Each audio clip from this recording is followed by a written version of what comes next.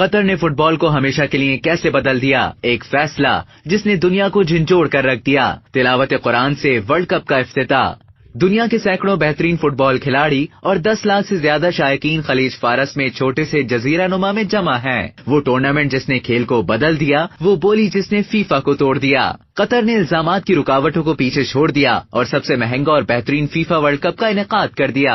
FIFA کے نائب صدر نے 1 سال پہلے کہا تھا، قطر جس میں فٹ بال کی کوئی بامعنی روایت نہیں، اسٹیڈیم جیسے بنیادی ڈھانچے کا فقدان ہے، کو دنیا کا سب سے بڑا کھیلوں کا ایونٹ منعقد کرنے کی اجازت دینا فیفا کے لیے تباہ کن ثابت ہوگا۔ قطر نے 2010 میں امریکہ اور جاپان کو شکست دے کر اس ٹورنامنٹ کے انعقاد کا حق حاصل کیا تھا۔ دنیا کا سب سے مشہور کھیل تب سے اس فیصلے کے نتائج کا حساب لگا رہا ہے۔ اس فیصلے نے دنیا کو جھنجھوڑ کر رکھ دیا تھا، عالمی فٹ بال کی گورننگ باڈی کی ساکھ کو نقصان پہنچایا اور اس کھیل کے تانے بانے کو تبدیل کر دیا۔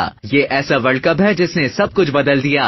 امریکی تفتیش کاروں اور فیفا نے خود کہا کہ فیفا بورڈ کے متعدد ارکان نے ایونٹ قطر کو منتقل کرنے کے لیے رشوت لی تھی۔ فیفا میں ایک وسیع بدعنوانی کی تحقیقات کے نتیجے میں درجنوں گرفتاریاں ہوئیں۔ اس کے بعد کرپشن اور رشوت ستانی کے مزید الزامات لگے۔ چند سالوں کے اندر کمیٹی کے 22 ارکان میں سے تقریباً ہر ایک پر جنہوں نے ووٹ میں حصہ لیا تھا اس پر بدعنوانی کا الزام لگایا گیا۔ درجنوں دیگر ایگزیکٹوز کو گرفتار کیا گیا، زیادہ تر کو فیفا سے باہر کر دیا گیا اور کئی کو مکمل طور پر فٹ بال سے روک دیا گیا۔ فٹ بال کی دنیا میں سب سے بڑا مارکا سمجھے جانے والا فیفا ورلڈ کپ کی میزبانی پہلی بار کسی مسلم ملک کے حصے میں آئی۔ تلاوت قرآن کے ساتھ قطر فیفا ورلڈ کپ کا افتتاح ہوا۔ امریکی فلم اسٹار مورگن فریمین نے معذور نوجوان قطری حافظ غانم المفتاح کے ہمراہ تقریر کی۔ مشرق اور مغرب کے درمیان مکالمے کا منفرد منظر پیش کیا گیا۔ ورلڈ کپ کے انعقاد کی بولی جیتنے کے بعد قطر نے تیزی سے کھیل میں خود کو ایک حقیقی طاقت کے طور پر قائم کرنے کی کوشش کی۔ قطر نے برسوں سے ورلڈ کپ جیتنے کی اپنی کوششوں پر کی جانے والی تنقیدوں کو حسد یا بدتر مغربی نسل پرستی کے طور پر مسترد کر دیا۔ جیسے جیسے ٹورنامنٹ قریب آیا، فیفا کے اسے قطر لے جانے کے فیصلے پر تنقید میں مزید اضافہ ہوا۔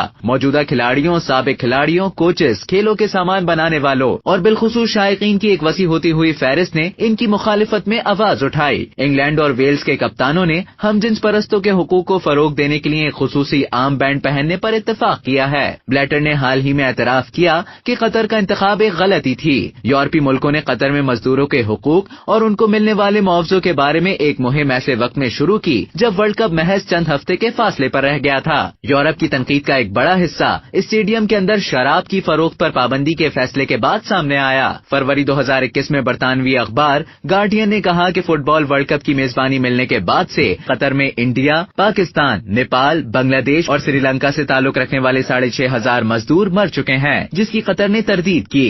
ملک میں اسلامی قوانین کی اطلاق کی وجہ سے بھی خدشات موجود رہے، جن میں سے ایک یہ بھی تھا کہ ہم جنس پرست شائقین کے ساتھ قطر میں کیسا برتاؤ کیا جائے گا۔ قطر کا رد عمل بدلے میں مسلسل مزید برہم ہوتا رہا۔ 2 ہفتے قبل قطر کے وزیر خارجہ نے ٹورنامنٹ کی میزبانی کے لیے موضوع ہونے پر سوالات کو انتہائی نسل پرستانہ قرار دیا تھا۔ فیفا ہمیشہ سے فٹ بال کو نظریاتی مقاصد کے لیے استعمال کرنے کے خیال کا اتنا مخالف نہیں رہا۔ تمام تر تحقیقات، وارنٹ اور گرفتاریوں کے بعد بھی فیفا نے بطور ادارہ ہمیشہ قطر جانے کے اپنے فیصلے کو یہ کہتے ہوئے درست قرار دیا ہے کہ کھیل ترقی کا ایجنٹ ہو سکتا ہے، جیسا کہ ٹورنامنٹ جس کو حاصل کرنے کے لیے میزبان ملک تقریباً کوئی بھی قیمت ادا کرنے کے لیے تیار ہے، جاری ہے۔ حالانکہ اور جیسے ہی دنیا کی نظریں خلیج کے ایک چھوٹے سے کونے کی طرف جا رہی ہیں، یہ محسوس کرنا مشکل ہے کہ یہ اس کے برعکس ہے۔ فٹ بال قطر کو بدلے یا نہ بدلے، لیکن قطر نے فٹ بال کو ہمیشہ کے لیے بدل دیا ہے۔